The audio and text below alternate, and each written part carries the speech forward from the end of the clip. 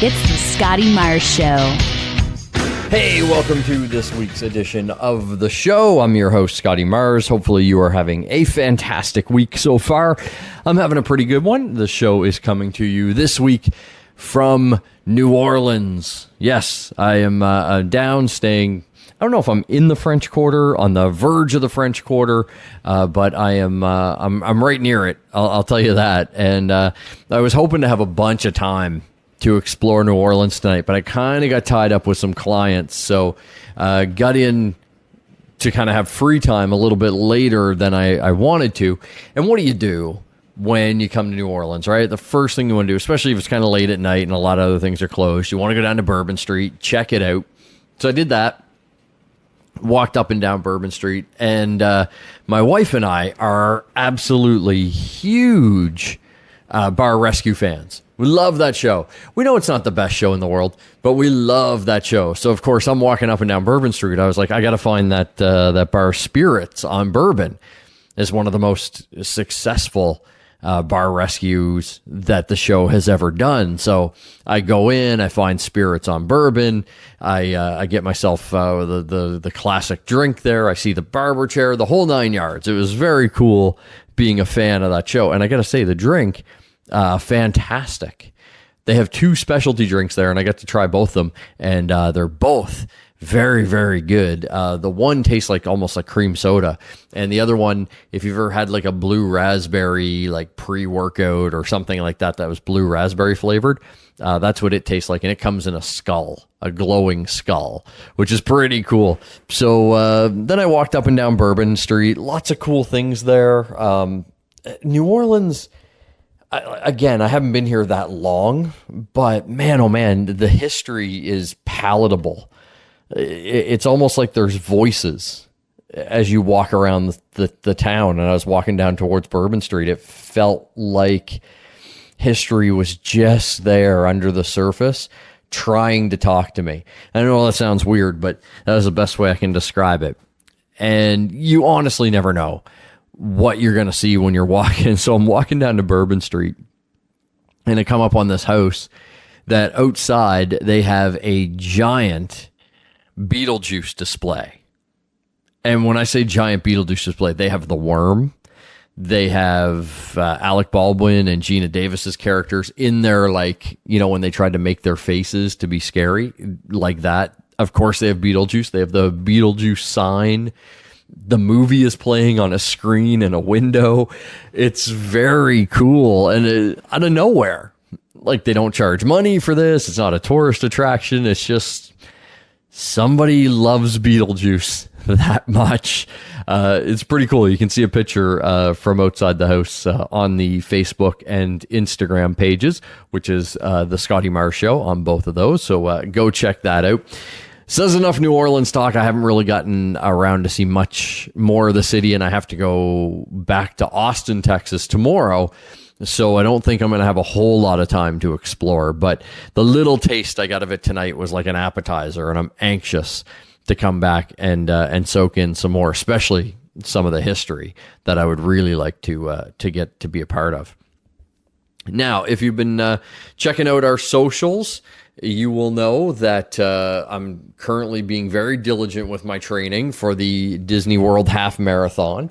And last week's run was a bit of a struggle. You know how you have those days you get up and just anything physical is a Herculean task. It's just, that was kind of what last week's run was like. But I did go a little longer, a little slower than the week prior.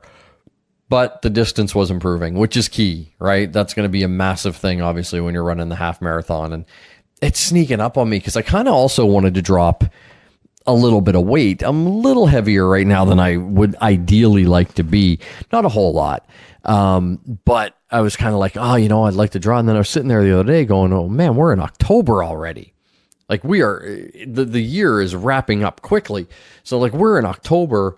I've got October, November, December, and half of January, not even 10 days in January to really get in shape. And then, of course, you have holidays in there. Of course, we have Thanksgiving coming up very soon, and then we've got Christmas and my birthday, and which thankfully is after the race. But, still, like, there's all these little holidays popping up, and I was like, man, oh man, that's going to be tough to achieve some of these goals. So I've got to really buckle down. And I know you might be saying, well, having a couple of mixed drinks on Bourbon Street is not going to help. I know, but I had to. I couldn't help myself. So the run training, though, is going very, very well. I think I want to increase it, though, to maybe a couple of runs a week. That would be ideal. So see if I can make that work in my schedule. But I'm going to stick with the one long run every Saturday or Sunday between now and at least a couple of weeks before the race, probably until the week before the run.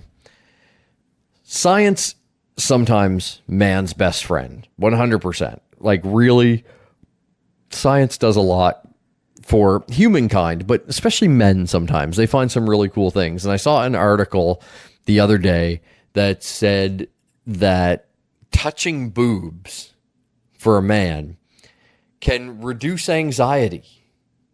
Like, a lot, like 80, 90%. If the guy's feeling super, super anxious, if he can just, cup some boobs, he feels a whole lot better. Now, I am not in any way, shape, or form suggesting that people just run around grabbing boobs. That's not kosher and not good to do. And so don't do that. But if you have, a partner that you're in a long-term relationship with, maybe ask. If you have a really super stressful day at work and you come home and you're really anxious and upset about the day, just ask if you can maybe just hold your boobs for like a minute or two, just and see if it works, because science says it's going to work. So, I haven't tried it yet. I haven't had the opportunity to. I haven't felt anxious enough that I think it would be a good test, but see what you can do. The only thing I can say for sure is if you're a guy like me that's got a little bit extra weight, cupping your man boobs does not reduce anxiety. It actually increases it. You're just kind of like, oh shit, I've got to work out a whole lot more. So don't cup your man boobs. It is not gonna help. The NHL season is underway, and it's too early to tell who's going to be good, who's going to be bad. But the Philadelphia Flyers are doing something pretty unique. They came up with that crazy mascot a couple of years ago that everybody seems to love. But now they're going to add a rage room to the arena. Now, if you're a Flyers fan, it's been a rough few years, especially in goaltending. It looks like they may have found a goalie now, but it's been a few years since they've had a consistently good netminder there. And Philly fans have been frustrated, So a rage room, not a terrible idea at a sporting event. It might stop some beers from getting spilled, might stop some altercations in the stand. I actually really support this idea. And if any city needs it, it's Philadelphia. I mean, I don't know if you're aware, but the football stadium has a jail cell in it for unruly fans. So maybe if we can get them in a rage room beforehand, that might prevent them from going into the jail cell. Another thing that would prevent the rage and the jail cell, just stop being fans of Philly sports. It's not really working out in the long run. On to our off story of the week. And this one, this poor guy. And of course, off's the story that you read the headline, you just go, oh, for fuck's sakes. This one, a little bit of hillbilly logic. A guy was arrested for robbing a bank to pay for his wedding. And it was his wife that recognized him in the news report. So this poor guy is getting married the next day. And he's sitting there going, oh, shit, I don't have enough money to pay off the rings. I don't have enough money to pay for all the flowers, the venue. Basically, the whole wedding is a giant bill I got coming due tomorrow, and I got no money. So if that's what you're sitting there facing, what do? Right? Do you bum some money from some family, friends, sell a few things, pawn some stuff off, do anything like that? No. If you're this fine gentleman in Texas, well, you decide that if I rob a bank, that'll cover everything. So he goes into a bank, tells them that he's got a gun, he needs some money. The teller gives him the money. He leaves with about, I think it was about $9,000 or so. they put a report up and they put video surveillance up on the news, and his wife's like, wife to be, I should say, goes, hey, and she asked him, she goes, hey, honey, was that you robbing the bank? And he was like, no. He denied it a little bit, and then eventually he kind of fessed up and was like, yeah, that was me. You know, bills were due, and we got to get married, and yeah. So he turned himself in, did the right thing there, turned himself in, and, now he's looking at a jail term. No word on if she's going to still marry him or conjugal visits, but maybe his logic was I either get away with it and I get married, which to some people is like prison, or I get caught and I just go to real prison. Either way he looks at it, he's not making his own decisions anymore as to what he can watch, when he can go out. He's pretty much going to be under somebody's thumb. Now, before we get into the geek news of the week, I wanted to do a little bit of a more in-depth review on the Joker movie. If you checked out our YouTube channel, Scotty Mars Show, you saw an in-the-car, spoiler-free review right after I got out of the movie theater. And to sum that up, the movie's phenomenal. It is one of the best movies I've seen, not only of this year, of, I would say, the last 4 or 5 years. The more I think about it, the more I think the movie is something special. I will still stand by the statement that it didn't need to be a Joker movie. I think the movie is just as effective if the guy's name is Barry or Doug, whatever. I think that still works fine because, especially with the performance in it by Joaquin Phoenix, I mean, he's in 98% of the scenes of the film, and he is the one that sells this movie. It's not special effects heavy. It's a 2-hour movie, and honestly, probably the first 90 minutes, pretty slow burn. There's the odd, kind of exciting moment here and there, but for the most part, really slow yet enjoyable build up to what is an intense and manic last half hour of the film. And it's that last half hour that has been sticking with me more than anything else. And I've seen some people online talking about the movie and saying that it's dangerous and that it shouldn't be released right now. And the more I sit back and think about it, the more I think this is exactly the movie we kind of need right now. There's only one point in it that makes me cringe, and that was a line of dialogue that, without spoiling it, pretty much hits a lot of the criticism right on the head in this line of dialogue. So that was the one part where I went, ee. But other than that, this movie hopefully would shed a light on some of the issues that the world is facing and that people are saying is the reason why the movie shouldn't exist. And on top of that, we used to see movies like this, not all the time, but frequently. You go back through Hollywood's, catalog, and you don't even have to go back that far. I believe it was the 90s. We had that movie Falling Down with Michael Douglas, which was basically similar, not exactly the same as Joker, but a guy that gets pushed too far and starts to push back.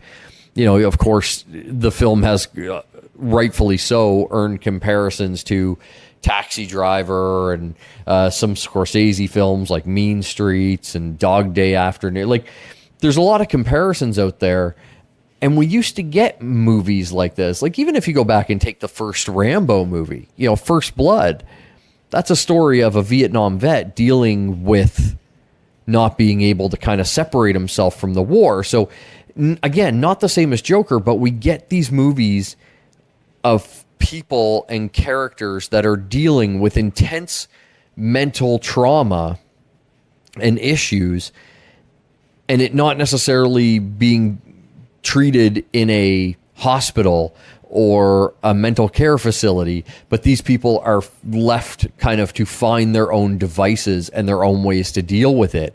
And that's what we get in Joker. We get a character that has severe mental health issues, and due to the system, his own life choices, is kind of left to figure it out on his own. And we end up where we end up in the movie. And again, I don't want to spoil it for anybody. It's exceptionally well done. If we're talking Oscars, which there has been talk of Oscars for this movie, we really have to look at Best Actor 100%. As a matter of fact, if Joaquin Phoenix doesn't win it, the Academy needs to shut down. But I think it should also be nominated for Best Picture, Best Screenplay, Best Director, even cinematography. Some of the shots in this movie are just really well framed and put together. They're breathtaking in a weird way. My criticism of the film, the two criticisms, one that I already said, that I don't know that it needed to be a Joker movie, and the other one, it's not a criticism of how good the movie is, but some people will try to go to the movies to escape, and especially if they see a comic book character, they're going to think, well, that's going to be an escape. If you're having a rough day and you're going for that escapism, this is not escapism. This is a smack across the face with reality in a very blunt way. So it's not going to make you feel good. That's the one thing. I walked out of the theater and I did not feel great. I had a lot of things going through my mind, which is a sign of a great movie, but it's not that escapism that you may be looking for. So those are my kind of fair warnings, but I think Joker is a movie that should be seen, and if you haven't seen it yet, I think you should definitely check it out. And if you have seen it, hit up us on our Facebook, our social media, Instagram, Twitter. Let us know what you thought of Joker. I'm curious, are you one of the people that thought it was, overhyped, or did you think it was dangerous, or did the hype do it justice? Weigh in, let us know at The Scotty Mars Show on Facebook and Instagram, at Scotty Mars on Twitter. The other thing I will say before we jump into geek news is I want to give credit to DC Comics and the people at Warner Brothers for taking easily one of the most iconic comic book characters and allowing the story to be shown in this way. It's definitely a departure from what you would think the Joker would look like on screen. And I think it's a bold thing to do. And for all the criticisms that DC films have gotten over the years, I think we do have to acknowledge that they were willing to do something different with their characters. Even if you go back to Batman versus Superman, that is a movie that you take these two iconic characters and you're using them to have a discussion about God and man and what happens if a godlike creature came to Earth. It's a more deeper discussion than good guy, bad guy, action sequence, end. So I think DC deserves a little bit of credit for that. Whether you agreed with the execution in all these movies and you thought they were good, bad, that's indifferent. You have to tip their hat for allowing the filmmakers the leeway to do different things with these iconic characters. I really think that needs to be recognized. On to the geek news of the week, and we're going to start with Joker because we have to. It was number one at the box office by no surprise, and it set an opening weekend record for an R-rated film in October. So it is pulling in a massive amount of money, and it looks like it's going to win its second weekend in a row. I could see this movie being up there at number one for 3, maybe 4 weeks. The buzz is there. The buzz is, as I said in my review, worthy. I think it's definitely worth checking out. So I think Joker is in for a long run up at the top of the box office. Sticking with DC Comics, another one of their characters made its live action, in its own show debut this past week, and the ratings were spectacular. Batwoman made its debut on the CW in the US, and the ratings were great. Batwoman off to a strong start, and I think that led into some of the other shows. Flash's season premiere ratings were very, very high. Now, a quick little review about Batwoman. I thought the pilot episode was fantastic, really well done. My only knock on it is it seems like the Arrowverse definitely has a tone and a feeling and a storytelling mechanism. Like all those shows feel and the stories unfold very similarly, and that's the same with Batwoman. I was hoping it'd be a little different with such a different character, but that's not the case. They are sticking with their formula, which I mean, I guess it's if it ain't broke, don't fix it. The formula is pretty tried and true, but would have been nice to see a little change with Batwoman. But having said that, the show is really, really cool. If you're looking forward to the Marvel rides heading to Disneyland in California, unfortunately, some of them won't be heading to Disney World in Florida. If you're a Spider-Man fan and you've always wanted to shoot webs at things, your dream is about to come true. Apparently, the Spider-Man Disneyland ride is going to be set up that you can shoot webs at things. Now, not a whole lot is known about this ride, but the Imagineers have said they are trying to make it super immersive and almost to the point that you become Spidey and you're going to have the feeling of being Spider-Man. So really, really cool. And I think shooting the webs is a nice touch, as long as it's not like, I don't know if you've been to Disney World, but like Toy Story Mania or any of those rides, if you've been to Universal, like the Men in Black ride, rides like that, that's not how I want to shoot webs. I want to be able to just kind of maybe turn my hand, do the and shoot a web out of my hand. So hopefully that's how it all comes together. Details are still in the early stages for the Spider-Man ride at Disneyland. And Star Wars news. Looks like Rian Johnson's Star Wars trilogy is a bit up in the air. Now, we assumed it was a given. They announced it after he directed Star Wars The Last Jedi, and it made a shit ton of money. And it was just a given. This guy was going to go off and make his own Star Wars trilogy in his own corner of the Star Wars universe. Now, not so much. He was doing a recent interview, and somebody asked him how the work was going or when we could expect to see his Star Wars films. And he said, well, we're still talking to Lucasfilm and trying to see what they're going to do and where what I was thinking of doing would fit. So I'm still kind of working on my own things, and hopefully I'll get to go back to the Star Wars universe at some point. So when he says things like, hopefully I'll get to, it doesn't sound like it's a done deal anymore. It sounds like it's definitely up in the air. And I'm very torn on this. Rian Johnson's a very good filmmaker. He has made some amazing, amazing movies. Unfortunately, The Last Jedi is not one of them. So I don't know if he's a good filmmaker that works best in his own world and stays out of other worlds, or maybe because he had to pick up certain threads in The Last Jedi that maybe he wasn't as enamored with. That's why it kind of went a little south on him. And maybe something that he was writing his own trilogy from the beginning and going through it might be better. I'd like to think that, but if they came out and said that his trilogy was canceled, not necessarily going to say I'm going to cry over it. Still pretty stung about The Last Jedi. Still hurts me deep, deep within my soul.